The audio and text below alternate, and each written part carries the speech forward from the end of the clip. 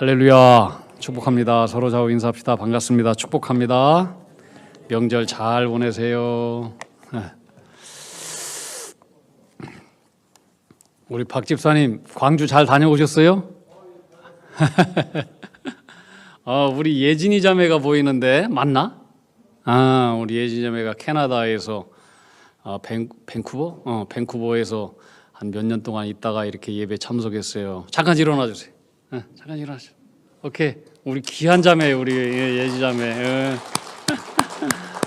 엘리하고 같은 친구예요.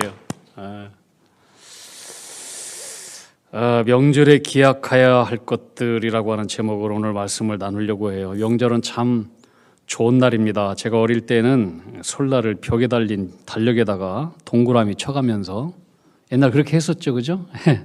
그러면서 그날을 참 손꼽아 기다리는 설레임이 있었어요. 설날이 되면은 또 한복을 입고 동네 어르신들, 친척들 돌아다니면서 세배도 하고 오랜만에 온 가족이 모여서 함께 먹지 못했던 고깃국도 먹고 또 시루떡도 먹고 친척들 만나서 밤새도록 얘기하고 사촌들 만나서 또 놀고 윷놀이도 하고 뭐 자치기도 하고 뭐 참 즐거웠었어요. 지금도 그때를 생각하면 참 그때가 좋았다 그런 추억을 떠올리곤 합니다.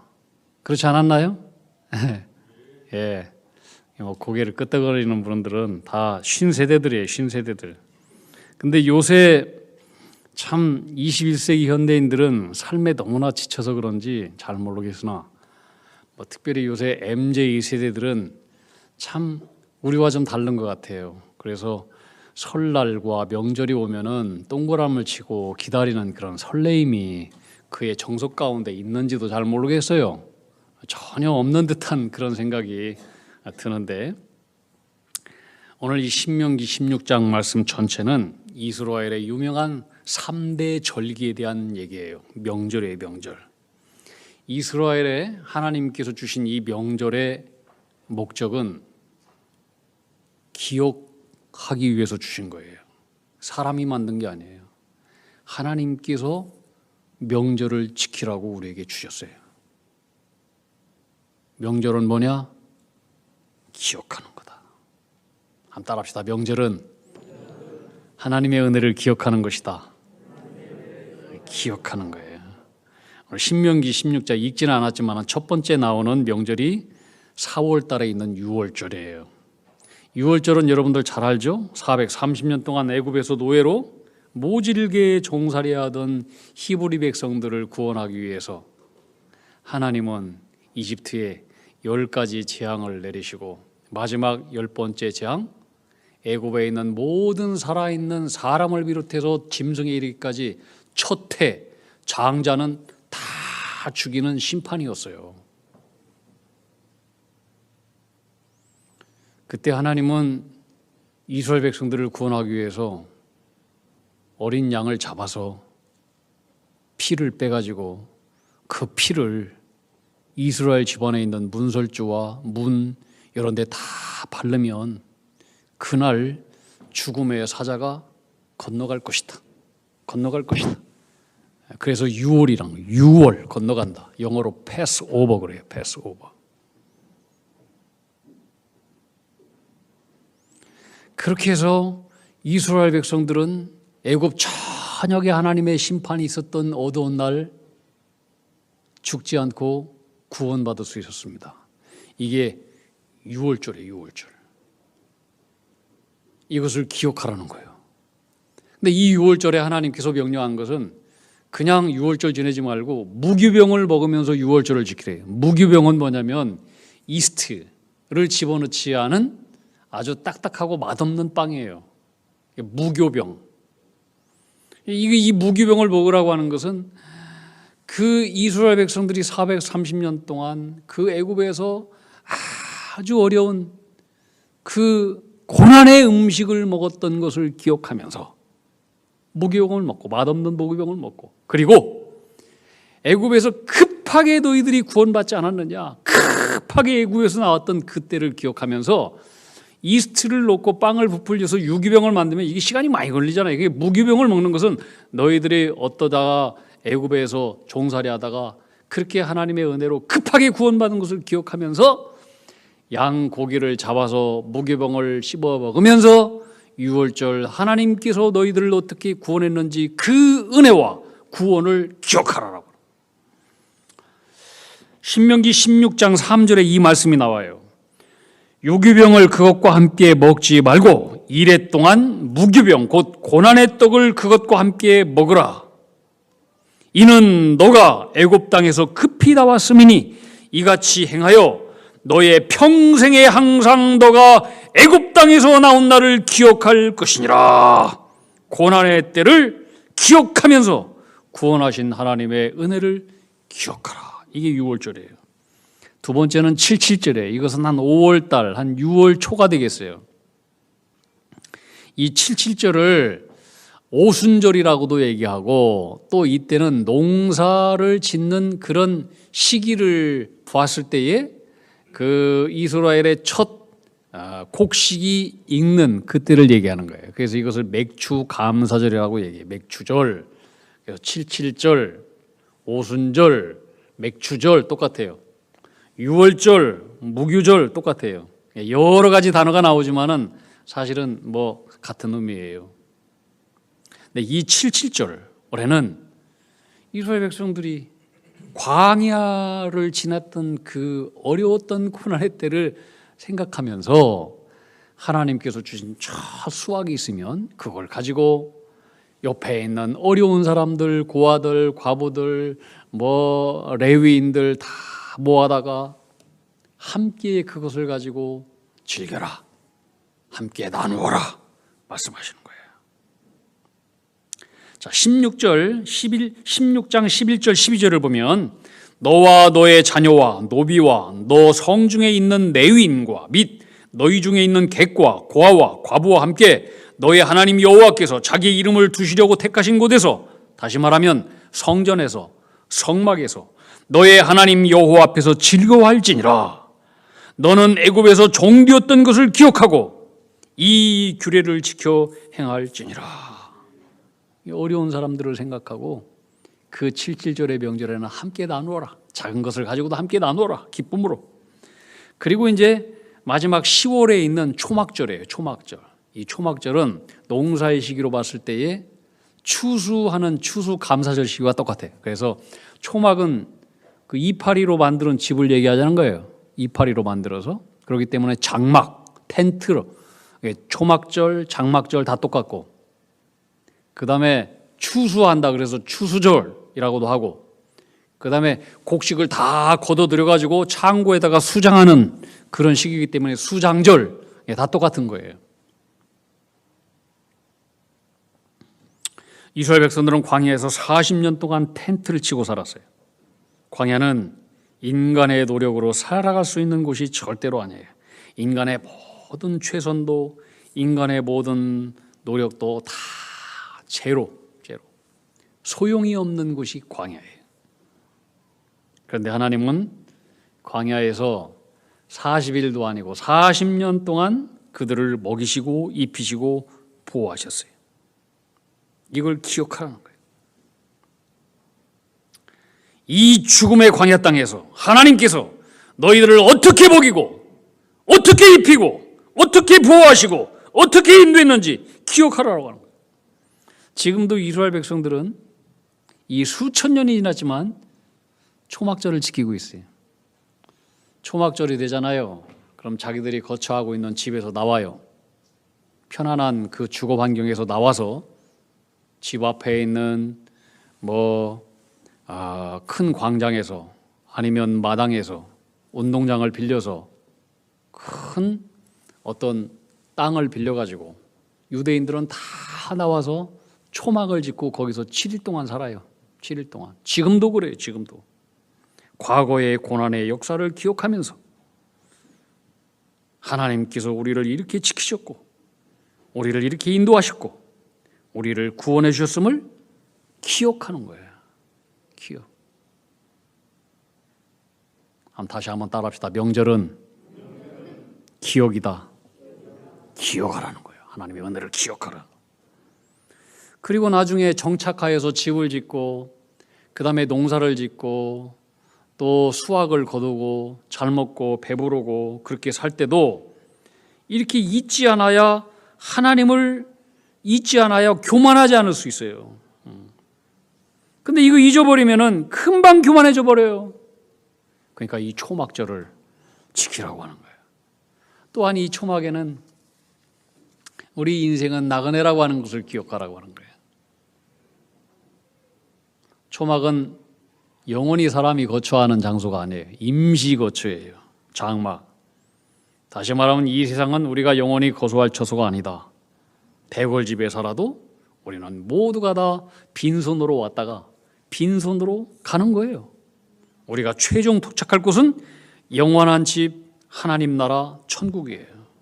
이 초막절을 지키면서 하나님 앞에서 우리는 유한한 존재이고 누구나 잠깐 머물다 가는 나그네라고 하는 것을 기억하고 우리가 영원히 돌아갈 그 영원한 저 천국을 이 땅에서 예비하면서 준비하면서 기억하고 살아가라고.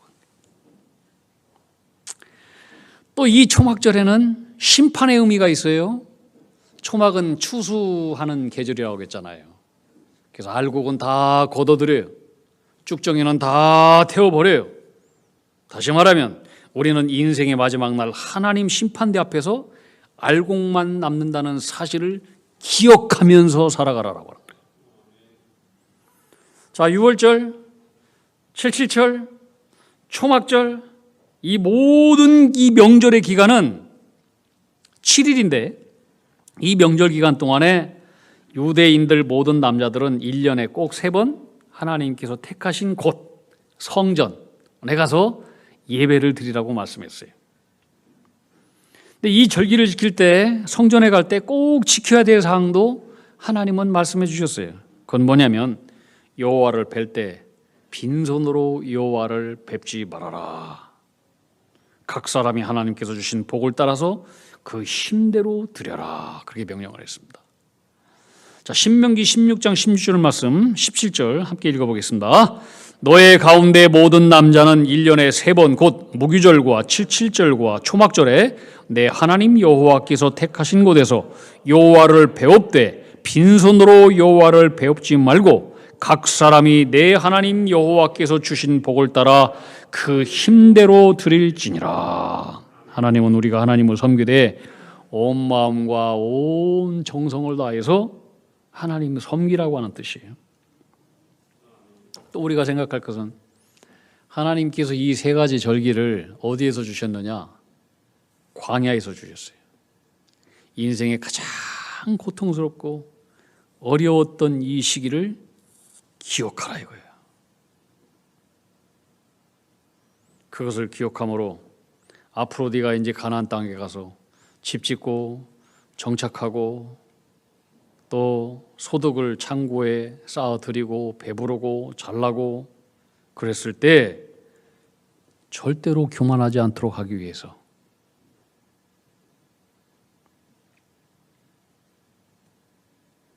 이 광야의 때, 어려운 때를 기억하라.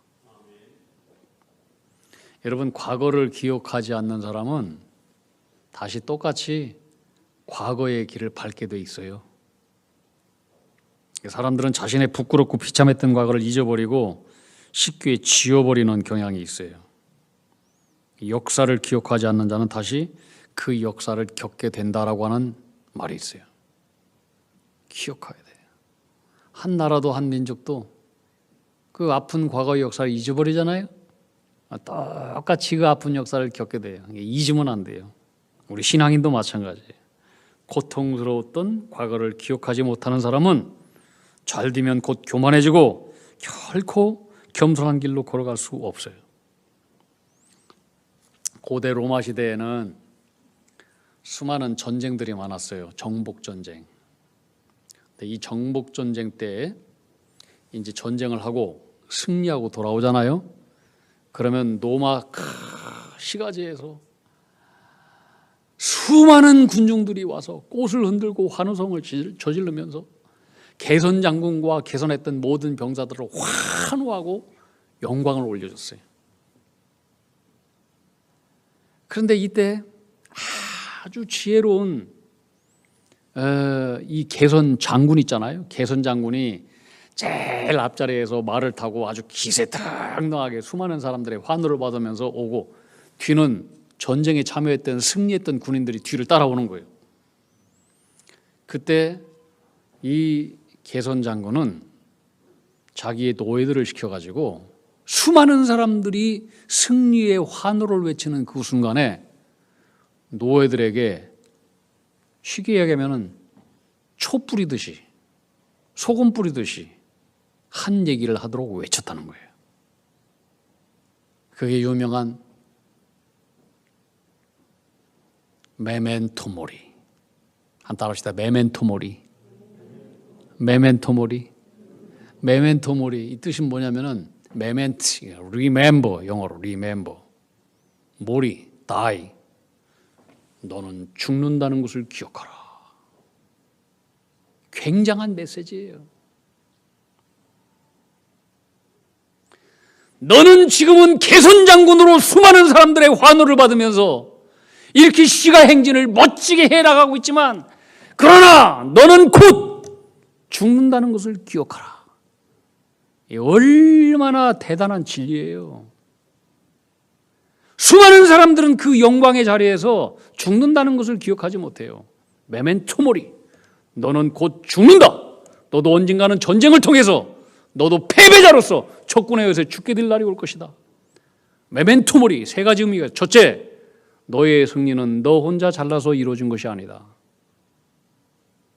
두 번째, 너의 이 승리는 너의 승리로 말미암아 누군가는 죽은 사람이 있고 희생당한 사람이 있다는 것을 기억하라. 대단한 거잖아 이거. 나의 혼자의 승리, 나 이겼다 이게 아니고 나 때문에 누군가 죽은 사람이 있는 거예요. 이걸 기억하는 사람이 지혜로운 사람이에요. 세 번째, 너의 이 승리의 영광은 오래가지 않는다. 너도 언젠가 반드시 내려오는 순간이 있다. 이게 메멘토 모리. 이 간단한 두 가지 문장 가운데 우리에게 주는 의미이고, 그 교만한 그 개선 장군이 수많은 사람들의 환호성 속에서 우쭐해할 수 있는데 이 얘기를 들으면서 겸손해지는 거예요. 경고망동하지 않고.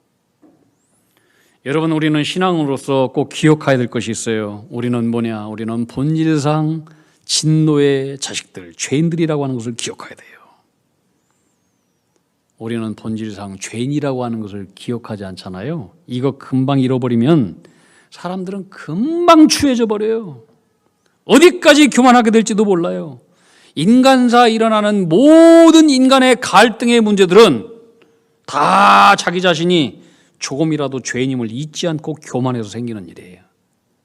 맞아요, 틀려요? 다 이것 때문에 생기는 거예요. 두 번째, 하나님의 은혜와 사랑을 기억해야 돼요. 원래 우리는 죄의 노예요, 비참한 자였어요. 그러나 하나님은 우리를 불쌍히 여기시사 독생자 예수를 보내주시고 우리를 구원해 주시고 우리의 신분을 바꿔주셨어요. 이걸 기억해야 돼요. 존귀 저하나 깨닫지 못하는 자는 멸망하는 짐승과 같도다. 세 번째 기억할 게 있어요. 우리는 모두 다 잠시 이 땅을 살아가는 풀과 같고 꽃과 같고 광야 인생이요, 나그네요, 초막 인생이라고 하는 것을 기억해야 돼요. 이 세상은 영원히 거할 처소가 아니에요. 누구나 다 가요.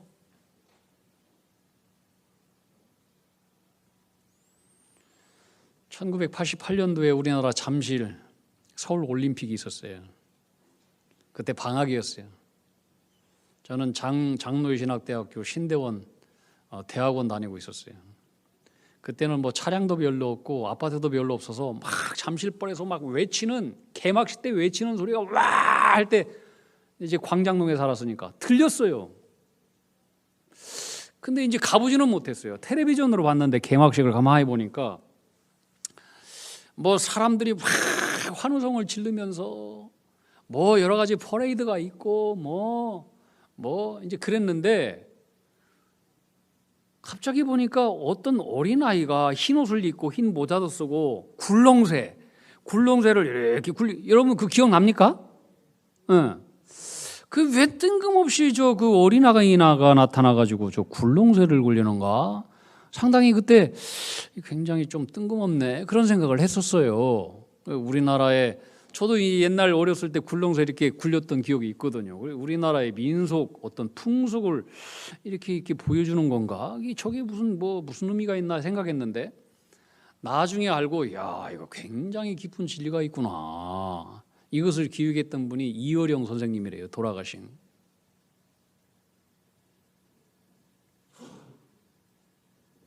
자, 수많은 사람이 광장에 모여 있어요. 여기에 경기에 임하는 수많은 선수들이 있어요. 어떤 사람은 여기서 1등을 해서 금메달을 목에 달 거예요. 수많은 사람들로부터 환호성을 받을 거예요. 그런데 수많은 사람들이 환호성을 지르고 이 어린아이가 굴렁쇠를 딱 굴릴 때 모든 관중들이 조용히 물기를 던듯이 잠잠했어요. 그리고 어린 꼬마가 굴렁쇠를 굴리면서 가는 것을 집중했어요. 대낮이었어요. 이효령 선생님이 이걸 왜 각색을 했는지 이게 메멘토 모리, 너의 죽음을 기억하라라고 하는 거예요. 여기에 있는 수많은 관중들도 경기에 임하는 수많은 유명한 선수들도 너희들의 영광과 너희들의 환호 영원히 가지 않는다. 저 어린아이도 죽는다. 어린아이가 굴렁쇠에 굴러가잖아요. 어린아이도 어딘가로 지금 굴러가고 있다. 어디로 굴러가느냐? 마지막은 죽음으로 굴러가고 있는 거예요. 어린아이도 굴러가고 최고로 운동 잘하는 최고로 건강한 선수들도 이 건강 오래 가지 않는다. 다 어디론가 굴러간다.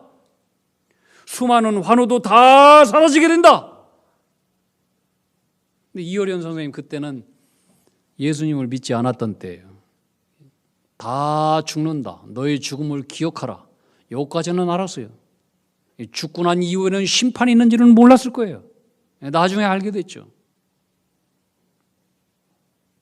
여러분, 우리 인생은 절대로 영원하지 않습니다. 아무리 이 세상의 환호성을 받아도 금메달을 따고 영광스러운 존재가 될지라도 오래 가지 않습니다. 다 어디론가 갑니다. 그리고 마지막 거하는 장소는 하나님 앞에 서게 된다는 것을 기억해야 됩니다. 그때는 두려운 심판이 있습니다. 이걸 바로 기억하라는 거예요. 이것을 우리가 하나님을 믿는다고 하면서도 이것을 잊고 살아가기 때문에 자기 속에 들보는 보지 못하는 경거망동하는 사람이 될 수 있는 거예요. 여러분, 우리 가운데 왜 이런 얘기 하잖아요. 뭐 낙심하고 절망했을 때에 우리로 하여금 희망과 소망을 주고 낙심하지 않도록 주는 좋은 하나의 문구로서 이 또한 지나가리라, 이런 얘기 많이 들었죠? 이 또한 지나가리라. 응? 낙심하고 절망할 때 모든 어려운 고난들은 다 순간들은 지나가니까 뭐 다 참고 견디면 돼. 이런 의미로만 알면 이 또한 지나가리라의 50%밖에 모르는 거예요. 이것도 메멘토모레. 이 얘기가 나온 것은 그 미드라시라고 하는 그 이제 성경을 해석하는 뭐 탈무드나 미드라시나 이 유대인들의 하나의 성경을 해석하는 그 경전 도구인가 해요. 근데 이 미드라시에 나오는 얘기인데, 어느 날 다윗이 전쟁에서 승리를 거뒀어요. 승리를 거두고 다 기분이 참 좋았어. 근데 이 승리를 거둔 것을 내가 영원토록 기억했으면 좋겠다. 가장 얼굴을, 눈을 가까이에서 볼 수 있는 곳이 어딘가? 손에 반지를 하나 만들어 가지고 여기다가 뭔가 문구를 좀 새겨넣었으면 좋겠다 생각을 하고 아주 훌륭한 세공업자를 불러가지고 반지를 하나 만드는데, 반지에다가 내가 전쟁에 승리했는데 교만하지 않고, 또 내가 전쟁에 패배해서 정말로 낙심하고 절망했는데 그때 절망하지 않고 용기를 가질 수 있는 그 문구, 이것을 좀 여기다가 집어넣어가지고 반지를 하나 만들어 달라, 이렇게 얘기한 거예요.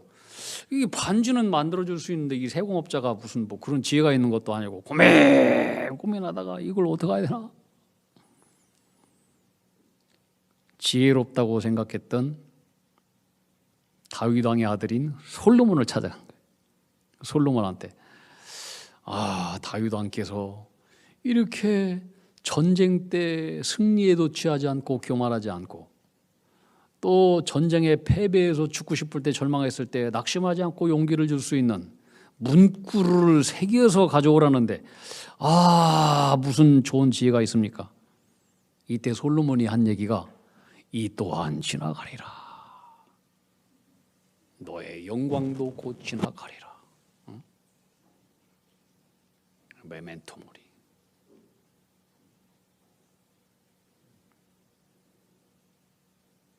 여러분, 신명기에서 제일 많이 나오는 단어가 뭐냐면 기억이에요.